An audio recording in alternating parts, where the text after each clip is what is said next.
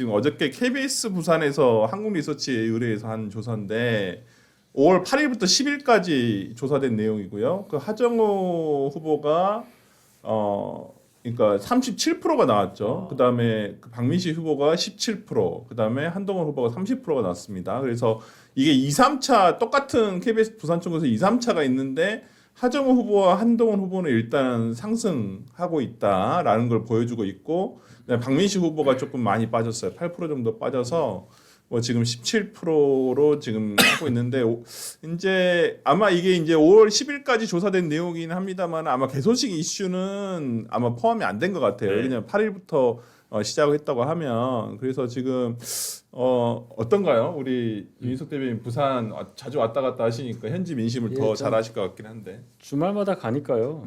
근데 사실 뭐 며칠 갔다 왔다고 해서 거기 민심을 다 안다 그러면은 오만한 거죠. 네, 물론. 저는 거기에 계속 계신 분들이 어떻게 느끼냐 그걸 들으러 가는 거예요. 솔직히 얘기하면 직접 들으러 전화를 하는 것보다. 이제 거기서 계속 일을 좀 하셨던 분들 얘기를 들어보면 나쁜 얘기는 별로 안 들어와요. 그러니까 전보다 비교해서 그 전주와 비교했을 때. 그래서 그런 거에다가 저도 이제 뭐 좀 해봐야 될 거 아니에요. 그래서 일부러 택시를 좀 막 타고 나갔다 들었다 좀 해봤어요. 그런 얘기도 좀 참고를 하고 해서 볼 때 일단 4월에 한동훈 대표 거기 가서 안착하는 과정은 굉장히 순조로웠다고 저는 결론을 내려요. 그리고 지금은 어느 정도로 봐야 되느냐, 지지율이야 뭐 우리 숫자는 모르는 거지만 적어도 박민식 전 의원이 가용할 수 있는 지역 정치 자원들이 별로 없더라. 그러니까 생각보다 그분이 이제 국회의원 할 때 또 이전에 출마했을 때 4번 출마했잖아요. 네. 그때 같이 하셨던 분들의 상당수는 그분과 같이 하고 있지 않은 걸로 확인이 돼요. 네. 그거는 내려가서 보면 되니까. 네. 그래서 그런 차원의 어떤 결과가 왜 일어나느냐는 그 원인은 둘째치고 그 결과가 지금 이 여론조사에 나온다고 봐요. 물론 네. 여러 가지 여론조사가 있었습니다. 한동훈 대표가 뭐 확 빠진 것도 있고 했는데 방금 전에 우리가 어제 본 부산 KBS에서 의뢰한 조사는 같은 방식으로 기간을 달리하여 똑같이 한 거니까 그 비교하는 건 의미가 있다고 생각해요. 뭐 한동훈 대표가 올랐다, 하정우가 올랐다, 뭐 오차 범위 내로 붙었다 그거보다 박민식 후보가 떨어진 건 확실하잖아요. 근데 떨어졌는데 얼마나 떨어졌느냐 이제 이게 중요한 거죠. 제가 볼 때는. 제가 박민식 캠프의 관계자라면 이 수치에 굉장히 이거는 예민할 수밖에 없는 거예요. 앞에 일자가 붙었다는 것은 뭐 여러 가지 생각을 하게 만들잖아요. 그러니까요. 뭐 이제 물론 SBS 북갑 여론조사 결과를 보면 하정우 38, 박민식 26, 한동훈 21인 그 1일부터 3일까지 조사된 내용도 있긴 합니다. 당연히 그 SBS 입소스에서 한 거. 그래서 뭐 지금 약간 근데 이제 부동의 1위는 지금 하정우다라는 거. 그게 지금 있어서 오히려 이렇게 가다 보면 단일화가 되지 않으면 그냥 2위 싸움하다 끝나는 거 아니냐라는 걱정을 하시는 분도 많거든요. 그러니까 하정우 후보가 당연히 1위를 할 수밖에 없는 거죠. 한 진영에서 한 사람 나왔으니까요. 그래서 말씀드릴 수 있는 것은 그러면 하정우 후보가 하정우 후보만 국한해서 얘기한다면 네. 전재수 후보가 가지고 있는 그 지지세를 얼마나 흡수할 수 있을 것이냐. 근데 온전히 흡수를 못하는 것 같아요. 왜냐하면 전재수 후보가 그 당선될 때 보면 보통 52% 정도 득표를 하더라고요. 요걸 환산을 하면요, 이게 다 더하면 84거든요. 그 그냥 단순히 합산해서 환산하면 44예요, 44. 그러니까 좀 적죠. 그리고 또 그러니까 이게 된다는 보장도 없고. 그러니까 민주당 지지율을 벗어나지는 못하고 있다. 그러니까 전재수가 가진 개인기는 이제 뭐 기대하기가 어려운 거고, 그렇다면 기존에 있는 민주당 지지층은 다 갈 수 있다. 그렇죠. 저는 그 맥시멈을 한 42, 3으로 봐요. 진짜 선거 득표율로 봤을 때. 실제. 그럼 그 나머지를 가지고 뭐 단일화를 하든 뭐 혼자 치고 나오든 해야 한동훈이든 박민식이든 이길 거 아닙니까? 근데 이 차이가 2대1 이상으로 벌어진다. 한 진영에서 두 사람이 나왔다고 볼 때 한 사람한테 2 이상 쏠린다. 막 3배 차이 난다. 이러면 이제 말씀하신 대로 안팎으로 단일화라는 여론이 엄청나게 세지겠죠. 이게 어떻게 보세요? 지금 이 여론조사들을 봤을 때 확인될 수 있는 사실은 딱 하나예요. 아직 판이 굳지 않았다. 예, 판이 굉장히 유동적이에요. 보통은 이 정도로 언론의 주목을 받거나 이렇게 핫한 곳은요, 사실은 양자구도 이렇게 해가지고 좀 정리가 되고 그 양자구도가 되고 나면 이제 3위 후보가 점점 빠지면서 점점 더 확고해지거든요. 근데 지금 그렇지 않아요. 셋 다 팽팽하게 움직입니다. 그리고 여론조사마다 격차가 나오는 거는 거기 있는 민심이 실제로 움직이고 있는 거예요. 예. 그래서 이거는 정말 끝까지 가봐야만 알 수 있는 상황인데 오히려 이런 상황이 되면 단일화는 조금 더 어려워질 수 있어요. 왜냐면 누구 하나 후보가 내가 안 되네? 혹은 내가 완전히 되네라는 생각하기가 너무 어려워요. 그러니까 양보를 안 해. 양보를 안 하면 이게 안 되거든요. 근데 양보할 수 없는 상황이죠. 그렇죠. 양보할 수 없는 상황이에요. 그래서 저는 이 부분에 대해서 단일화는 좀 쉽지 않아 보인다라는 생각을 하는데 그렇다 하더라도 3자 구도에서도 충분히 지금 셋 다 가능성이 있다 저는 보고 있고요. 그래서 이 유동적인 판은 마지막까지 누가 실수를 덜 하느냐. 오빠 실수 이런 거 진짜 큽니다. 예. 손털기 이런 거 정말 크단 말이에요. 그럼 하정우 후보는 앞으로 토론도 피하고 현장도 피할 거예요. 그럴 수밖에 없어요. 그냥 계속 난 AI 수석 이재명 대통령이 내린 사람 이것만 가지고 지금 선거를 치를 거거든요. 그래서 그걸로 계속 갈 거고 그렇다 보면은 국민들의 알 권리를 점점 잃어가면서 오히려 하정우에 대한 관심이 점점 줄어들겠죠. 지금 윤희석 대변인께서 말씀 주신 것처럼 저도 맥스 40%못 갈 거라고 봐요. 원래는 더 갈 수 있었어요. 충분히 더 갈 수 있었는데 본인이 계속 깎아먹고 그리고 전재수 후보도 지금 문제가 계속 나오잖아요.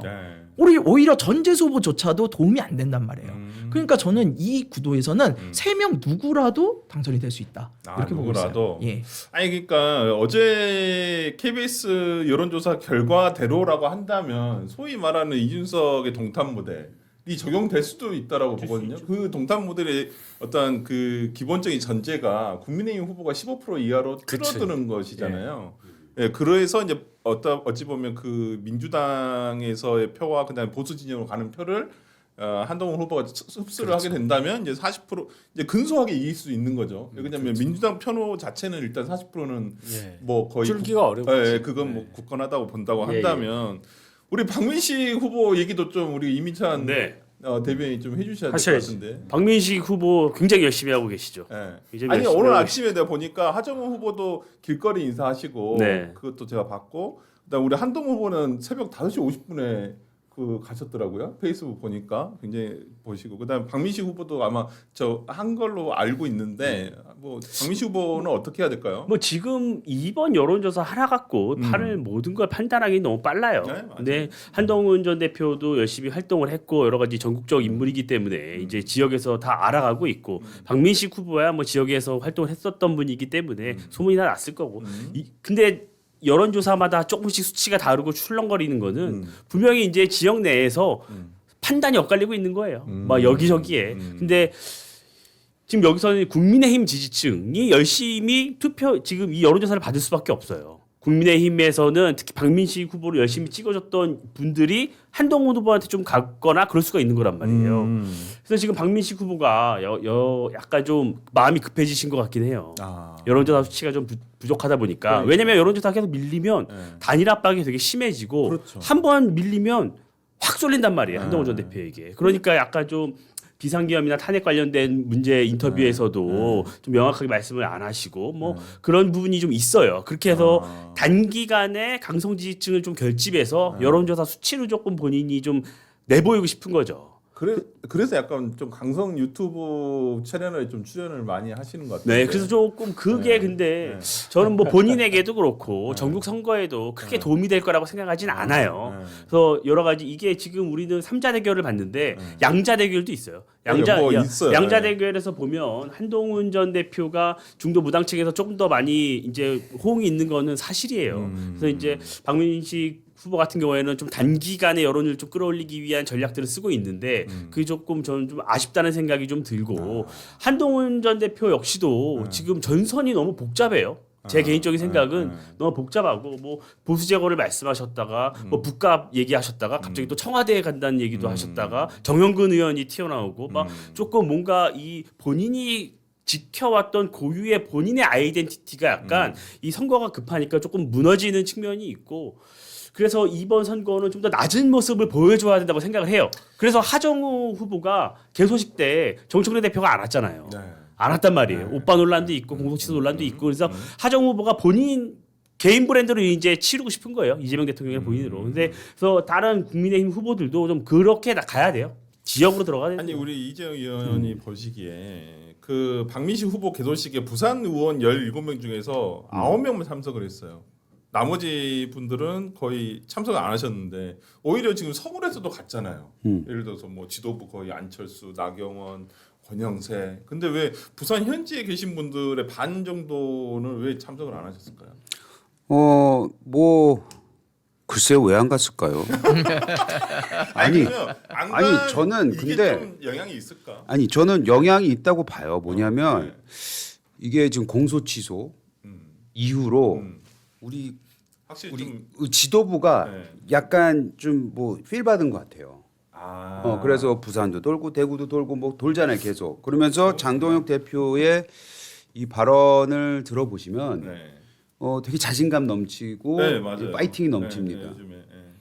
그리고 뭐 여론조사 각종 여론조사가 뭐 격차가 좁아지고 있다고 네. 뭐 그럴 수도 있는데 네, 네, 네. 이게 자꾸 말씀드리지만 그 밑바닥 민심은 아직 국민의힘에 대한 그 느낌이 좋지 않아요. 아직은. 아직은. 예.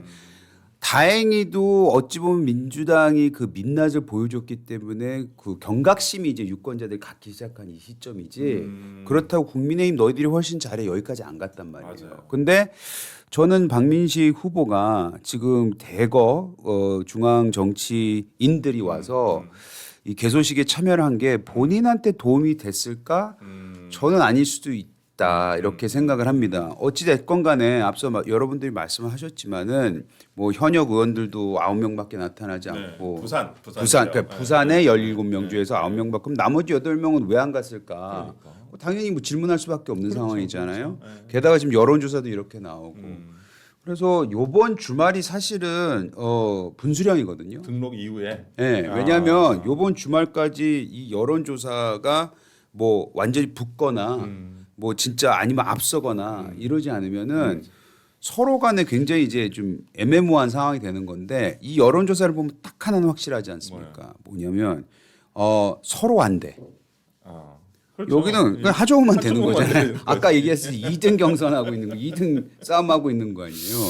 그래서 이 부분을 좀 지혜롭게 넘어가야 되는데 글쎄 아직은 답이 잘 안 보이긴 하네요. 아니 근데 이거 우리 윤희석 대변인한테 여쭤보고 싶은데 이 정영근 후원 회장님 이제 그 한번 그 영향을 어떻게 그러니까 한 후보 측에서는 어떻게 이걸 판단을 하고 있는지 조금 판단을 궁금하긴 했으니까 해요. 후원회장으로 모셨죠. 아니 근데 이제 후원회장 오셨는데 상당히 부정적인 평가가 많잖아요. 세간에는 여론이나 뭐 그러니까 뭐 이 언론사에서도 그렇고 좀 그런 부분들을 한동훈 캠프에서는 이게 약간 더 이제 공동선 후원회장으로 좀 뭐 몇 분을 더 모신 걸로 제가 알고 있는데 이 부분을 어떻게 넘어갈지 좀 궁금하긴 합니다. 되게. 일단 후원회장으로는 이분 한 분이고 선대위원장으로 이제 지역에 계신 분들 맞아요. 여러분들을 예, 모셨죠. 예. 그 말씀을 드린 거고 제가 그 부산을 계속 가면서 느낀 것 하나는 이 선거는 확실히 지역 선거가 맞구나 그런 건 좀 느꼈어요. 그 동네가 생각보다 작아요. 유권자 12만. 그럼 우리 예를 들어 강동 같은 경우에 저 있을 때 25만이었거든요. 그럼 반 정도 되잖아요. 그럼 시의원 선거 하나 정도 된단 말이에요. 그러고 재보궐인데 여기가 이제 관심이 있으니까 투표율이 높을 수도 있겠지만 어쨌든 재보궐 투표율이 일반적으로는 낮죠. 그런 차원에서 계속 제가 주장하는 게 한 3만 표 정도, 그러니까 한 12만 중에 60% 투표한다고 했을 때 7만 2천에 한 40% 정도, 그 정도 하면 3만 계산이 표. 돼 있군요. 그러니까 득표를 3만 표, 3만 명이 가서 누굴 찍으면 당선될 정도의 수치가 나올 거다. 3파전일 경우에 이제 이런 계산을 하는데 그만큼 좁다는 얘기죠. 유권자 풀이 좁으니까 그 지역에 천착한 선거 운동을 할 수밖에 없다. 그런데 그러면 이제 중앙에서 막 유명하신 분들 당대표 포함해서 뭐 5선, 뭐 4선 막 다 하고 뭐 선수 합치니까 뭐 한 50개 되더라고요. 그게 무슨 영향이 있을까 하는 얘기를 이재명 위원장이 하신 거고 저 동의해요. 그게 뭐냐는 거예요. 뭐 서모 변호사가 그랬잖아요. 한동훈 때려잡으러 간 거라고. 그런 게 과연 박민식 후보에게 도움이 될 거냐. 그런 거 하나.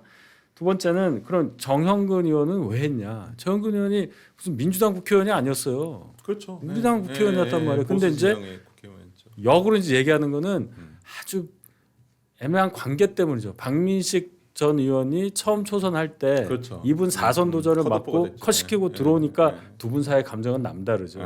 그렇게 된 게 하나 있다. 두 번째는 정영근 의원에 대한 판단은 뭐 진보 진영에서는 굉장히 세게 그렇죠. 하실 수 네. 있다는 네. 부분도 저는 인정하는데 적어도 지역 선거에서는 작동할 여지가 많더라. 이분에 대한 평가가 굉장히 좋아요. 아, 그래요? 이분과 같이 선거를 뛰었던 분들 이제 연세가 좀 되셨겠죠. 그리고 이분을 기억하신 분들 당연히 연세가 계셨겠죠. 그렇죠. 아직 많이 계시고 그분들이 추천을 했다는 거예요. 한동훈 대표에게. 그래서 이분을 모시는 것에 대해서 여러 고려도 있었지만 당연히 모신 게 도움이 된다고 판단을 했다. 그리고 제가 이렇게 가보면 식당 같은데 여러분들 일부러 가잖아요. 네. 벽시계가 붙어 있어 아직도. 국회의원 정형근. 아. 그게 아직도 많이 붙어 있어. 그래서 이 정도면 적어도 이 북값 재보궐 선거에서는 이분이 큰 도움을 주시겠구나 하는 생각은 저도 합니다. 네. 알겠습니다. 하여튼 뭐 이런 부분에 대해서도 얘기를 하고 단일화 이거 뭐 지금 굳이 얘기해봐야 뭐 원칙론밖에 나올 수는 없긴 한데. 근데 원칙론이 달라요. 두 분. 그러니까 한동훈 대표가 어제 언론에서 인터뷰에서 좀 그러니까 안 된다가 아니라 절대 안 되는 게 어딨냐 정치권에서. 박민식 후보는 당연히 안 된다고 각서를 쓰셨으니까 아니 그 각서가 아니라 제가 말씀드린 건 도장을 찍었죠. 뭐 그런 게 아니라 이제 면접장에서 이 단일화에 대해서 물어봤을 때 절대 안 한다라고 얘기를 하셨기 때문에 아마 박민식 후보로서도 상당히 지금은 판단하기 어려울 거라고 생각을 하고 그렇죠. 한동훈 대표는 어떻게든 가능성이 열려 있다라는 건가요? 그러면 충분히. 그러니까 굉장히 이렇게 넓게 얘기한 거예요. 가능성이 0인 게 어딨냐 정치에서. 그렇죠. 그 정도. 그 얘기는 정말 마지막에 단일화 외에는 방법이 없다는 상황일 경우에는 단일화에 응한다는 의사표시를 봐야 되겠죠. 근데 이제 한쪽이 응하지 않으면 어떻게 네. 되냐. 그럼 대중이 또 반응을 할 거예요. 제 생각에는. 보수 지지자들이 야 둘이 합치면 되는 게 확실한데 둘이 한쪽은 합치자고 그러고 한쪽은 안 합치려고 하는데 안 합친다고 하는 쪽이 작아. 그러면 어떻게 되겠느냐 선택을. 그것도 유권자에 다르죠. 의한 단일화가 될까요?